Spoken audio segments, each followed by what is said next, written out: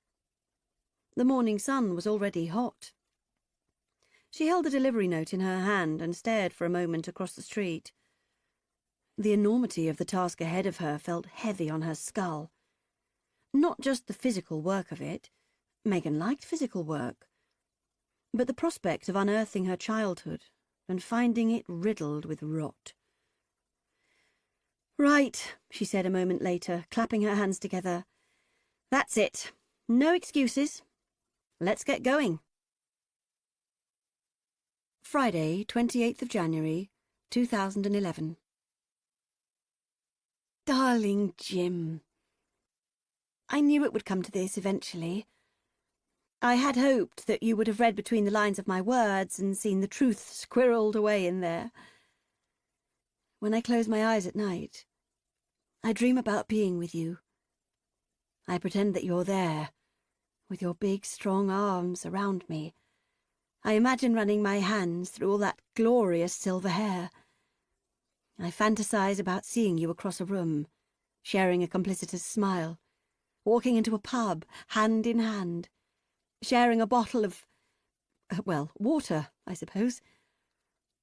In another, parallel world, you and I are living together. In a parallel world, your lovely things sit side by side with my lovely things. Your dog rests its chin on my lap at night as we watch TV together.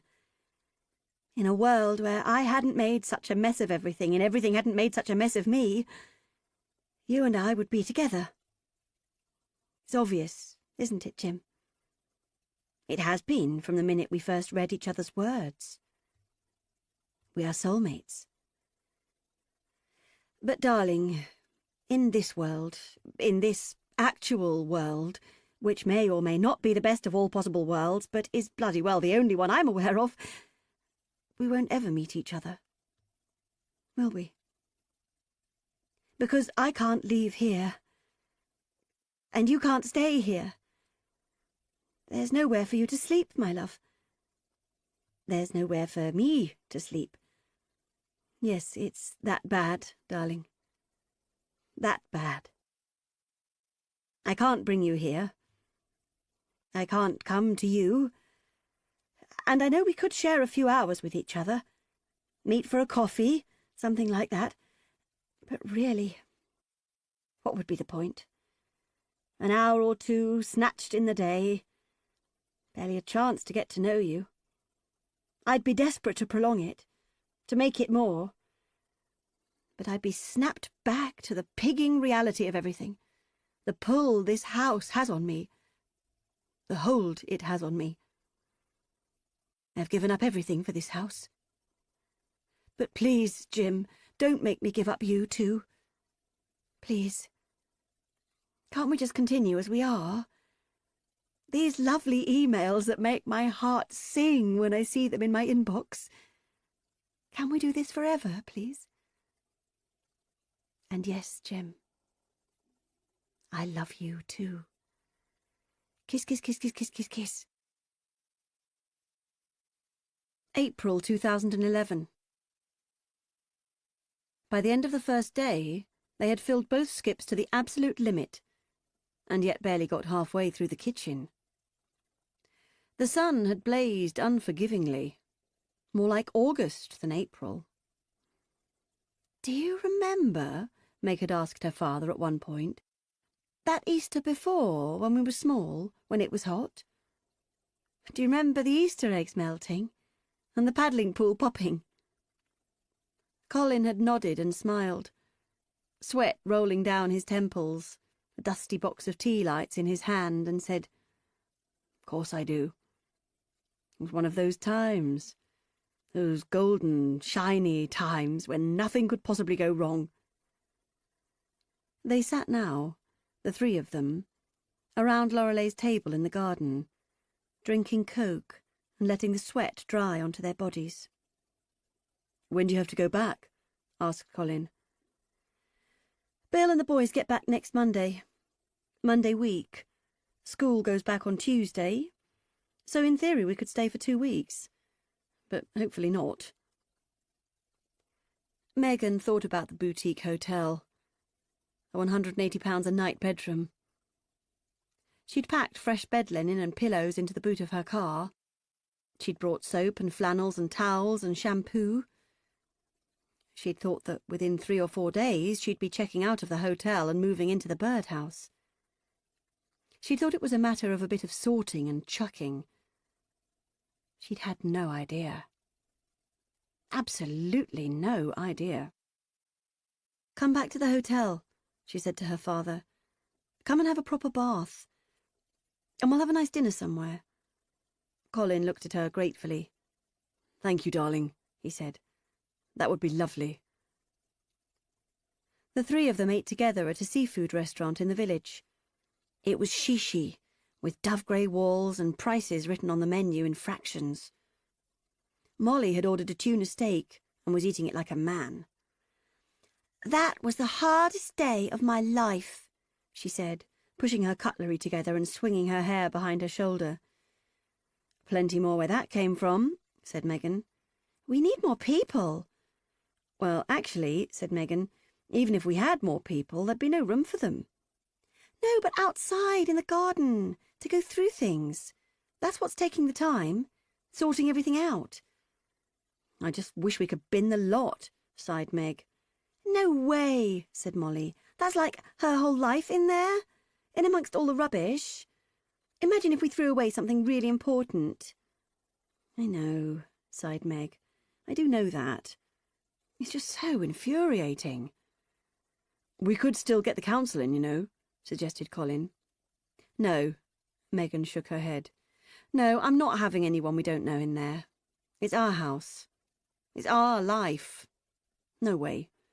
Colin nodded. "I do agree with you," he said. "It would feel wrong, somehow." His phone rang and he pulled it apologetically from his jeans pocket. He began talking sweetly into his phone, and Megan assumed it was Tia. "Hello, sweets," he was saying. "Yes, we're all fine. No, not the boys. Just Molly. Yes, the big one. She's 16. He looked to Meg, who shook her head and mouthed, 15. "Sorry, 15. Yes, I know. Yes, she's very pretty."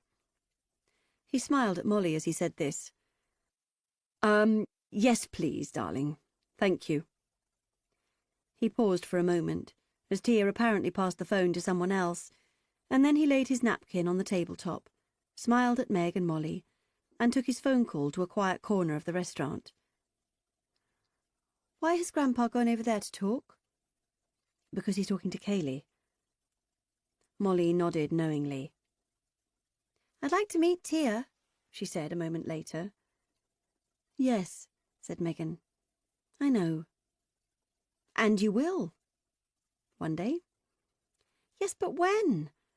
I mean, I'm like nearly an adult. I'd like to meet her while I'm still a child." Megan smiled. She sighed and said, "Yes, definitely. You're right, it's crazy. It's just, not talking to Grandpa for so many years. It's all been rather complicated. But definitely. Now we're talking again. Now I know..." She paused, sorting her thoughts. "Now I know that he's still just my dad. We'll sort something out. I'll sort something out. We'll go over. To Spain. Or something. I promise." She covered her daughter's hand with hers and thought of Tia, her beautiful lost niece. And she was just one piece of the puzzle. One tiny piece. "Maybe she'd like to come to London," said Molly. "Maybe she'd like to come and stay at our house. She could sleep with me, if she liked." "Yes." Megan beamed and squeezed Molly's hand. "Wouldn't that be lovely?" "Sorry about that," said Colin, retaking his seat. "That's okay," said Meg. And then she took in a deep breath and prepared herself to say something unnatural. "How is she?" she asked. "How's Kaylee?" Colin looked at her with some surprise. but then smiled and said, "She's grand. She is. She's good, really good." Yes. He petered off, aware that this was a new and slightly awkward development. "How's her business?" Meg forced it out. She had to. They were here now. They were a father and a daughter having dinner together. They were part of the same world again. Colin's face lit up. "It's great," he said. "She's ever so good at what she does, you know. She really, really is." "Good," said Megan. "That's good. And does she ever... Do you ever..." Megan held her breath, considered her next question. "Will you have another baby?" Colin laughed. "Oh, God, no," he said. No, no, no. We did talk about it a long, long time ago, and we both realised it was just, well, a step too far." Megan looked at him questioningly. "Well, for Tia, I mean. How would that have been for Tia? A brother or sister who was also her aunt or uncle? Or, God, whatever. The technicality of it has always slightly eluded me, but no, huge age gap, a cultural divide. I felt, we both felt, that there were quite enough challenges to be going on with. So, yes, Tia is my granddaughter and Kaylee is my partner, and we shall leave it at that. As awful as everyone thinks it to be." Molly stared at the table and said, "I don't think it's awful." "Don't you?" said Colin with a soft laugh. "No. I think it's just, it's life, isn't it? All these years I've just thought it was kind of gross, and I mean, I personally would not want to go out with my child's grandfather, but maybe I'll end up doing something else unconventional, who knows? And I really hope that if I do, and as long as I'm not hurting anyone or doing anything, like, illegal, that everyone would accept it, just carry on loving me anyway." Meg and Colin exchanged a look that said, "Dear God, what a bloody mess we've all made of everything." Then Megan's phone ding-donged and she switched it on to find a text. It was from Bethan. "I'm here. I'm staying with Sophie. At Vicky's old place. I want to help. I'll see you at the house tomorrow." Megan switched off her phone and let her head drop onto her chest. "Fine," she thought to herself, breathing in deeply. "Fine." "Beth's coming," she said, forcing out the words. "She's coming to the house tomorrow." "Yes," said Molly. "Yes."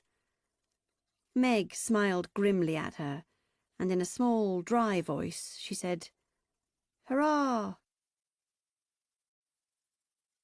Chapter 12. Saturday, 29th of January, 2011. Darling Jim, I knew you'd understand. You always do. And you're right, of course. I'm acting like the future is inflexible and set in stone, like people can't change, like I can't change. And of course I can, Jim. Anyone can change. You should see my ex-husband. He went from being a rather mild-mannered college lecturer, a bit of a mouse, really, or maybe that was my influence, and now he's all cool and groovy, living on a commune with a young girl, working with his hands, covered in tattoos by all accounts. It was as though this other person had been living inside him for all those years, just waiting for a chance of escape. And maybe I have another me living inside my daft old body. A me who might wake up one morning and say, "Enough!" A super little Lorelei bird who's all spick and span and in the mood for throwing stuff away. Who could contemplate a night away from home without breaking out in a rash. And my goodness, Jim, if that super little version of myself ever did find its way to the surface, assuming that it is there to begin with, you will be the first to hear about it, I can tell you. I would be on a train to Gateshead immediately. Oh, Jim, what I would give to have a night with you. I strongly suspect that you are spectacular in bed. But sadly, it is this little version of Lorelei talking, not that other fabulous one. So, yes, Jim, I will not close my mind to the possibility of change. And who knows? Maybe this love affair will change me. Yes, maybe it will. Maybe I will find that other part of myself through you. You darling, beautiful man. Until then, sigh, I will just ache for you. I have not had sex with a man for such a long time. When did you last have sex, Jim? Or actually, don't tell me. I'm not sure I want to know. Supposing you said it was last week. I'd have to die. I do love you so much. Yours, forever, Lorelei. Friday, 4th of February, 2011. Oh, thank God, Jim. I thought I'd lost you. I can't tell you how relieved I was to find your email in my inbox just now. I thought you'd finally had enough of me, that I'd lost you on the internet forever. And then I thought, how the heck does one find a lost person on the internet? I wouldn't have a clue. So to find that your silence was nothing to do with me, that it was just your nasty old demons, such a relief. What is it like, Jim? If you don't mind me asking. What is it like when you lose control like that? On one of your benders? What do you drink? Do you have a tipple of choice? Or is it anything and everything? Are you happy when you're wasted? Do you feel better? Or do you feel worse? Do you get drunk with other people? Are you a part of a big, rousting, jousting gang of boozers, all singing songs together? Or is it just you, alone in a room? Or on the last bar stool on the left? Do you get into fights, Jim? Do you get into trouble? Are you a messy drunk? Or a quiet drunk? I feel the need to ask you these questions purely because I love you, and because this is a part of you. I want to understand all of you. When I don't hear from you for a week, I want to be able to imagine what you're doing. I want to know how much to worry about you, how long I should expect you to be out of contact. Because if the super version of Lorelei that may or may not reside within me fails to materialise, then I am asking you to stick with this version. And if the super version of Jim, the one who stays on the 12 steps, who doesn't drink and doesn't keep vanishing, fails to materialise, then I fully intend to stick with this version. So I need to know it, good and bad. Do you see? Anyway, I was absolutely dancing like a loony delighted to hear that you haven't had sex for many years. Sorry if that's selfish of me, but there you go. If I can't have you, then neither can anyone else. And if I ever get my hands on your beautiful body, I want it pure. I have no news to report, lovely man. It's business as usual here. Swimming, shopping, surfing the net. Oh, I forgot to say, I had an email from Rory. He is out of jail. He didn't have much to say for himself, but then he never did. Just that he's out, and he's considering his next move. Thank God for that. One tiny little sun ray of normality shining down upon this wretched family. Love, love, love, love, love, love, love, L. Kiss, kiss, kiss, kiss, kiss, kiss. April 2011.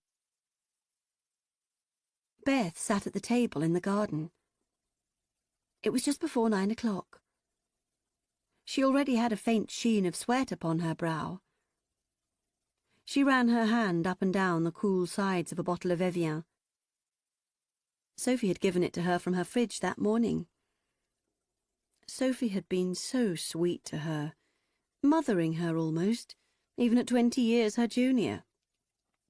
"Make sure you drink tons," she'd said, looking at Bethan with concern. "You mustn't get dehydrated. It's forecast to be 30 degrees today." She'd given her a bag of yoghurt raisins and a banana and sent her on her way. On the street outside, Beth heard the clank of heavy chains. She got heavily to her feet and peered out. It was the truck, come to replace the skips. Pulling in behind the huge vehicle was a people carrier, one that Beth recognised from her last visit to London. She pulled herself straight. She adjusted her smock top and wiped a glow of sweat from her upper lip. Megan slammed her door shut, beeped the car locked, and turned to see Bethan standing there. "Oh, my God," she said, her eyes locked upon Beth's stomach. "Oh, my God, Beth!" Beth waited, rooted to the spot. She could not, for some reason, make the small movement that might propel her towards her sister. Instead, she nodded and stroked her belly, waiting, as ever, for her sister to do the thing that needed to be done. Megan walked towards her, her eyes still on her bump. "My God, Beth, how far gone are you?" 32 weeks, she said. She was blushing. She didn't know why. "And they let you fly?" She nodded. "I had a letter," she said, "from my doctor."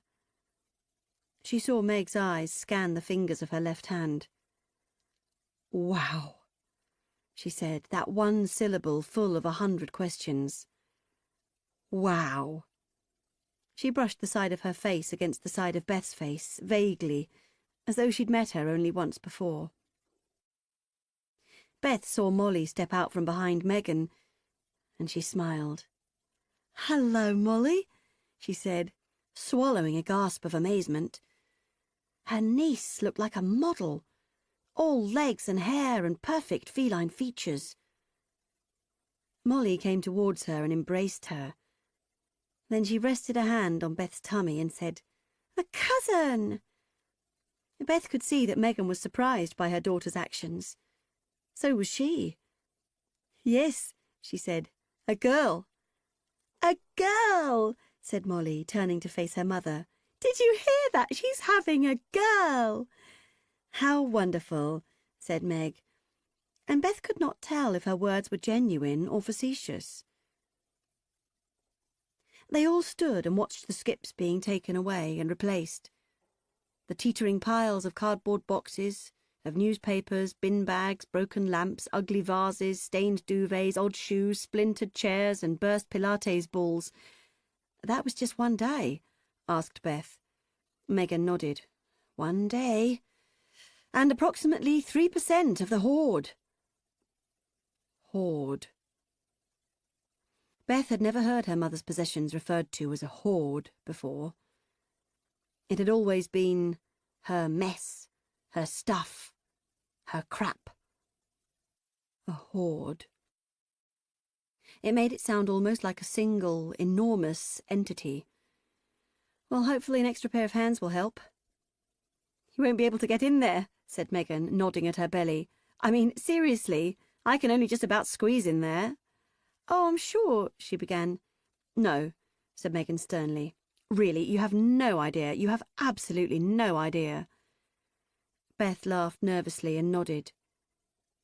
"You look very well," she said as the three of them turned towards the house. "You've lost a lot of weight." "Well, yes." "And you, Molly, wow! I can't get over it. I mean, you were still a child last time I saw you." Molly turned to smile at her. "I remember," she said. "You fainted." Beth felt a solid kick against the wall of her stomach and instinctively held her hand to it. "Gosh," she said. "How did you know?" "Mum told me." "Oh."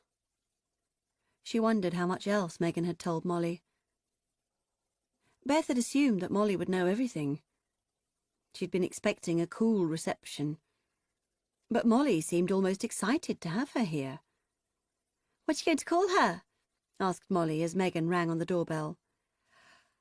"Oh," she said, staring in awe at her niece's satiny skin, her doll-like cheeks, the sweeping lashes and perfect nose.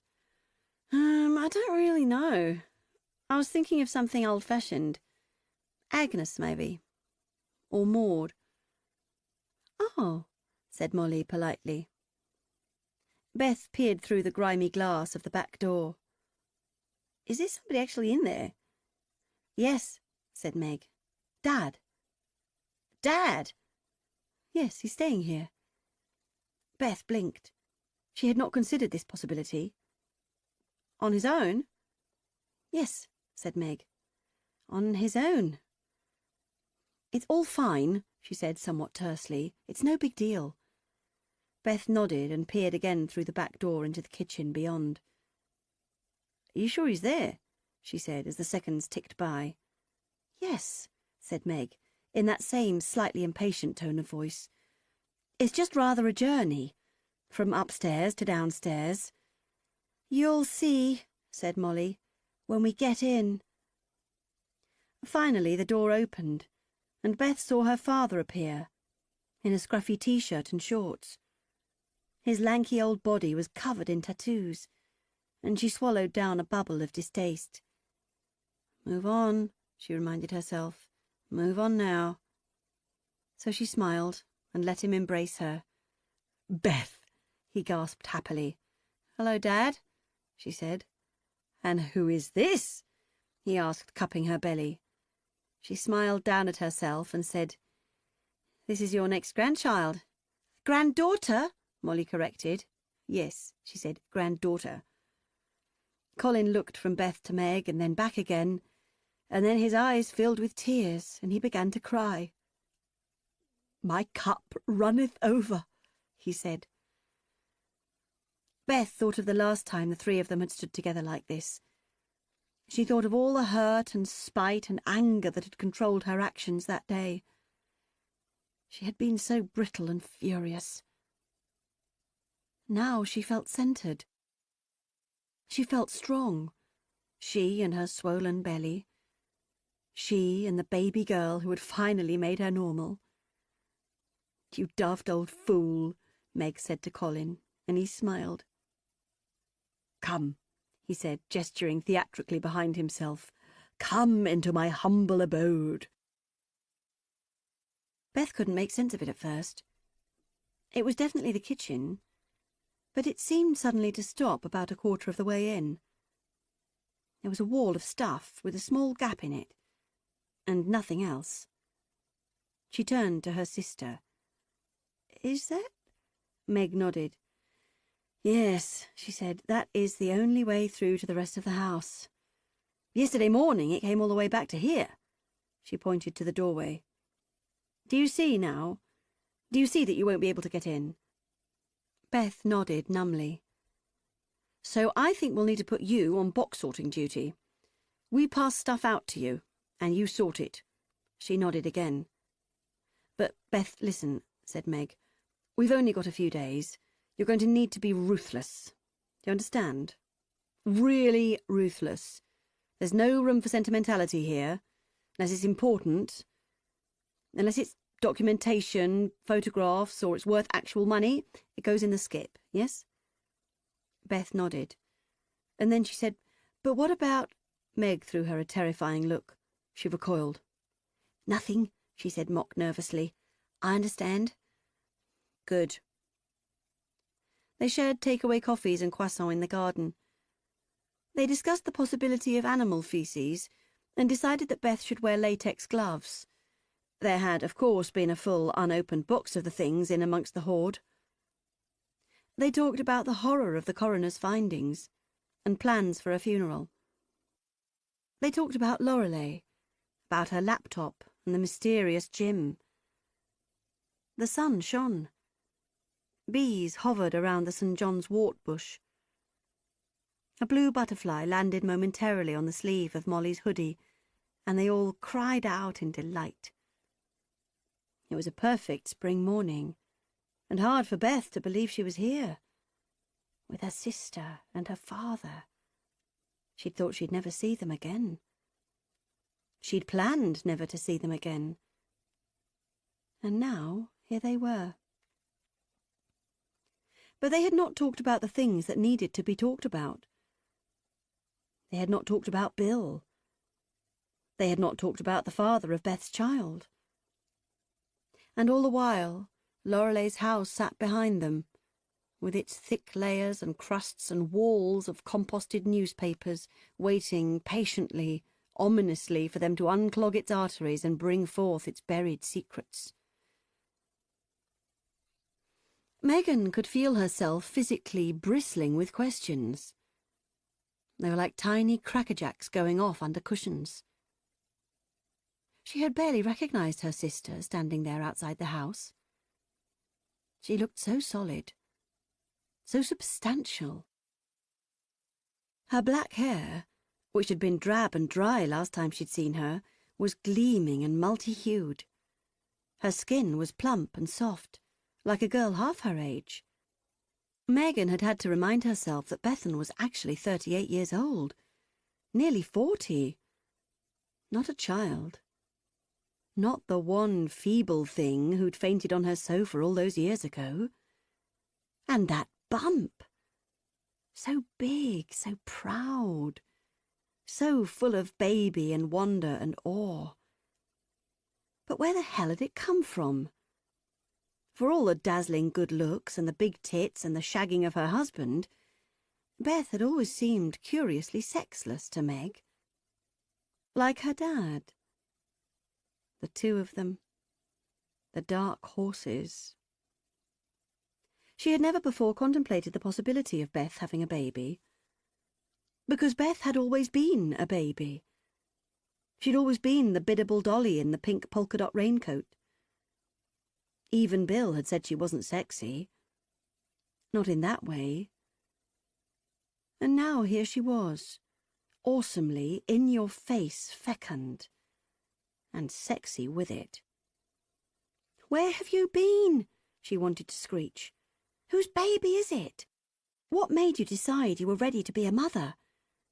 Why did you leave me alone for so long? What the hell have you been doing all this time? Who are you?"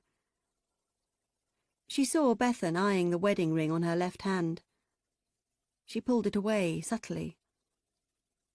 Bethan clearly had questions of her own. But not now, she thought. Not yet. They could wait. Right now, they had a hoard to sort. Colin left the house for an hour and returned with 4 large storage boxes. "One for each of us," he said. "For things we want to keep. For ourselves." Megan eyed it suspiciously. The thought of anything from this mouldering freak show of a house coming back into her own temple of pristineness made her feel queasy. But as the day went on, she did find herself slipping the occasional object into the box. A set of 4 cereal bowls in lustrous pearlized pastels, an Art Nouveau soup ladle with roses on the handle, 4 unopened packets of plain red paper napkins, perfect for dinner parties, a simple turquoise glass vase, an ornate bone-handled cake slice. Beth found things to keep too. A pair of mosaic vases, a set of fish knives in a velvet-lined box, lace-edged napkins, newborn nappies, unopened packets of pink baby grows, baby muslins, and a box of brand-new baby bottles. Molly put aside some trashy jewellery, retro sunglasses, candles, opaque tights, bundles of multicoloured elastic hairbands, and a framed painting of a kitten, which she said was "so bad it's good." They filled the 2 skips again, mainly with newspapers and broken furniture, out-of-date food, things that smelled, and things that had no use. In between, they drank cold water in the garden and lay in the sun. Like any challenge in life, Once the mind was focused on the job in question, it became a simple matter of getting on with it, inch by inch, step by step. They tried not to ponder the magnitude of the project, tried not to think about the big picture, just each box, each bag, each drawer, each cupboard. And in this way, it began to feel almost normal, what they were doing here. As the shadows grew long across the unkempt lawn, Colin was saving the mowing of the lawn back into stripes as a treat to look forward to once the house was cleared, Meg told Molly she'd be back soon, and she took cold cokes and a bag of Maltesers to the end of the garden, where she'd seen Bethan heading a few minutes earlier. Beth was lying in the green rope hammock, cloaked in gold light, her bare feet crossed at the ankles, her hands resting together on her belly. "Hammock's still here," said Megan. Beth nodded and smiled, and pulled her feet towards her to make space for Megan. "I know," she said. "Hard to believe. And still in good nick." Meg sat down gingerly, fairly convinced that the thing would rip apart beneath their combined weight, feeling pleasantly surprised by the sense of being the lightest sister on the hammock, the smallest person. "Here." She passed Beth a coke. "Unless you're doing one of those really uptight, my body is my baby's temple kind of pregnancies." "No." She snatched the can from Meg's hand and cracked it open. "No way." "Thank you." She took a sip and then said, "Sorry, I needed a break. I didn't come down here to tell you off. I think we're about done for the day anyway. You've done brilliantly, considering." Beth smiled and stroked her stomach. "Are you having a good pregnancy?" Bethan nodded. "Yes," she said. "So far, so good." There was a brief silence. Hardly surprising, as everything in the universe sat on the other side of it. Megan pulled open the bag of Maltesers and offered them to Beth. In another world, they would be like the girls in the adverts, finding childishly adorable ways to make each other laugh with a packet of sweets. In this world, they were about to be very serious indeed. Megan started, because Megan always did. "So," she said, "where are you having her? Will you stay here?" Bethan nodded. "Yes," she said. "It's good timing." She flushed at the realisation of her words. "I mean, God, obviously it's not good at all, but I've been dithering for weeks about where to give birth. And then I got your email about Mum, and it made my mind up for me." Megan nodded, and then let loose the next big question. "And what about the father?" Bethan shrugged, plucked at the ring pull on the drink. "Good question. I mean, will he join you here for the birth? Is he Australian, or... I don't know." Beth stared darkly into her own lap. "I don't know who the father is." Megan nodded, possible scenarios crowding her head. Beth sighed and raised her gaze to the back of the house. "It could be... I mean, I went through a kind of phase. I don't remember much about it now. It was after therapy. I had all this therapy after, Vicky's funeral. And it wasn't just that. What happened that day. It was everything. It was the panic attacks, the blackouts. It was Jason and Richard and you and Reese and Mum." "Me?" Megan cut in. "Well, yes, I mean, my relationship with you, with everyone. Not just you. But you were part of it. And we went over so much stuff. I mean, things I hadn't remembered, thought about for so long. Like, for example, we worked out that the reason I'd always been teetotal was because of the smell that day when we found Reese. And Mum and Vicky, their breath, the red wine. It was so strong on them, so rancid. And Vicky's teeth were stained red, and I'd obviously made this association subconsciously between alcohol and tragedy." She looked at Meg, then dropped her gaze and shook her head. And I got better and better, and the panic attack stopped, and I was strong and excited and thinking about coming home, thinking about you and Bill and the kids and Mum, and she stopped again. I went kind of too far the other way. Started drinking. Drinking. Yes, I know. And sleeping with lots of men. Lots and lots of men. One-night stands, mainly. I don't know why. I really don't. I mean, I've never been that interested, really, in men. In sex. Christ, I know that probably sounds weird to you. She finally looked at Megan then. Her eyes were filled with shame. Well, no, said Megan. No. Bill said you weren't that into the... you know. Oh, Beth shuddered and brought her arms around her knees. God, sorry. I mean, shit. Sorry. Meg, I can't even... It's fine. No, Beth snapped at her. No, of course it's not fine. It's awful, it's evil, it's shocking. It's the worst thing I've ever done in my whole entire stupid life, and I don't understand it. I really, really don't. I mean... Her gaze went once again to Megan. You're my sister. My sister. But honestly, Beth, Meg's voice was soft, soothing. She'd come so far since that day at the funeral. She'd come through the long nights when she could have killed Beth with her bare hands, when she might have thrown Beth and Bill out of an aeroplane and enjoyed watching them spiral to their deaths. She'd come through fury and humiliation and shock and agony. Now she was here, in this bland place.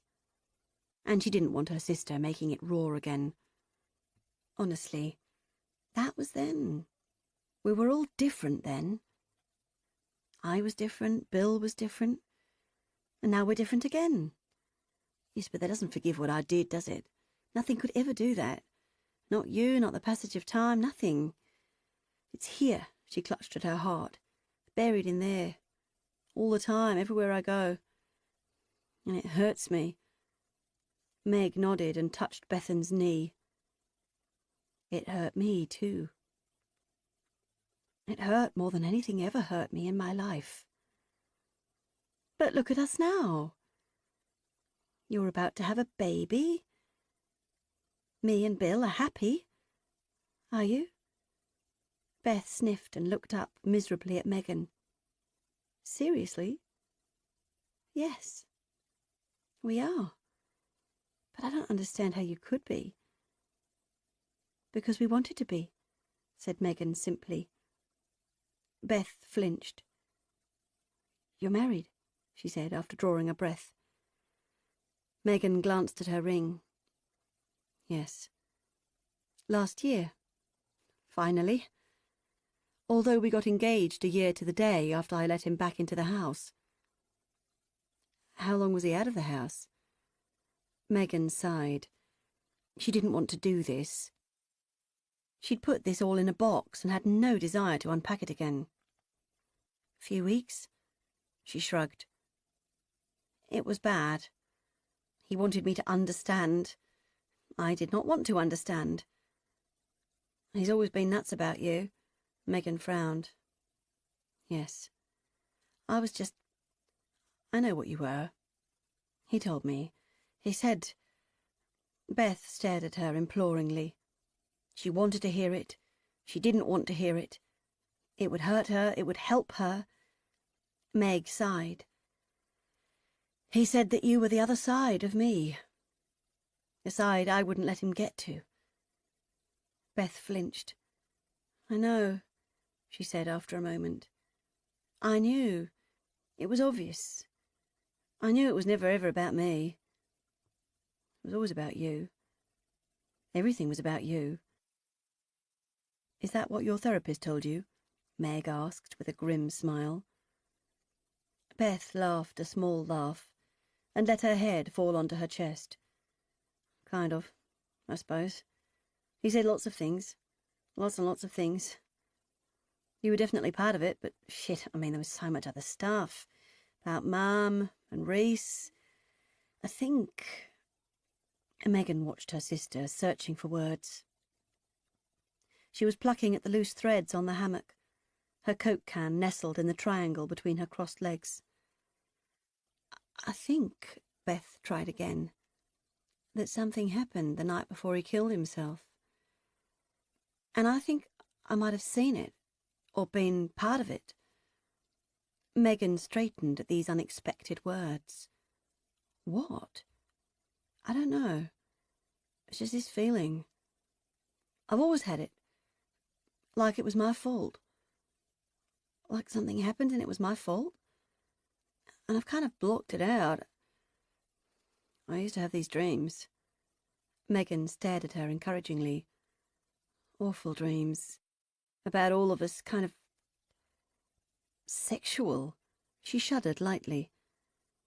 Well, that's fairly normal, isn't it?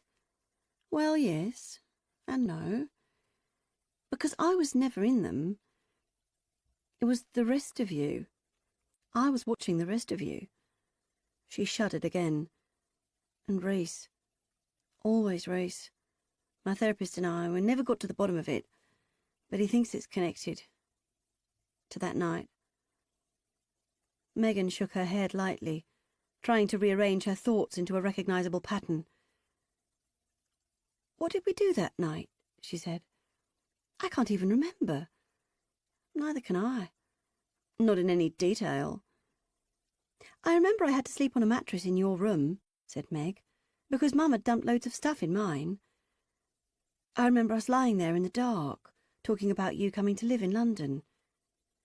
Beth smiled sadly at the memory. It was before that, she said. Early evening. It was still light.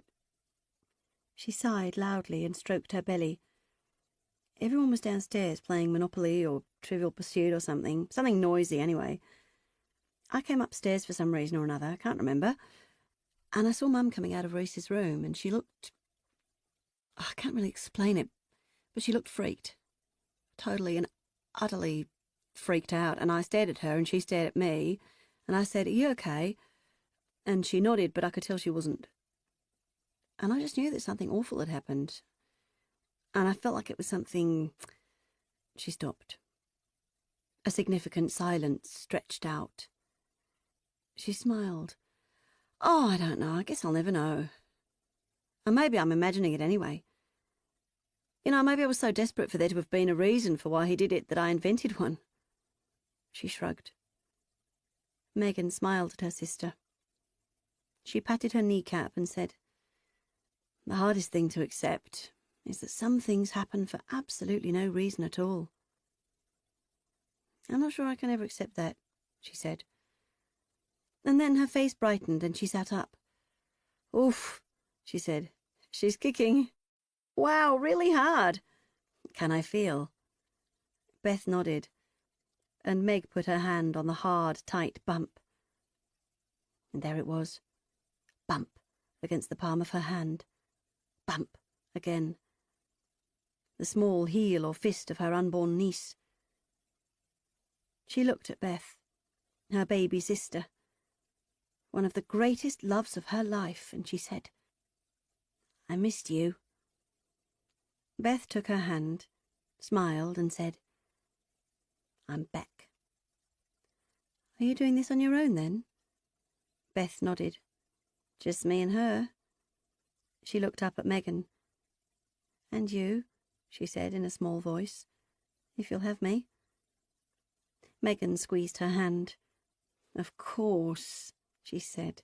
"Of course."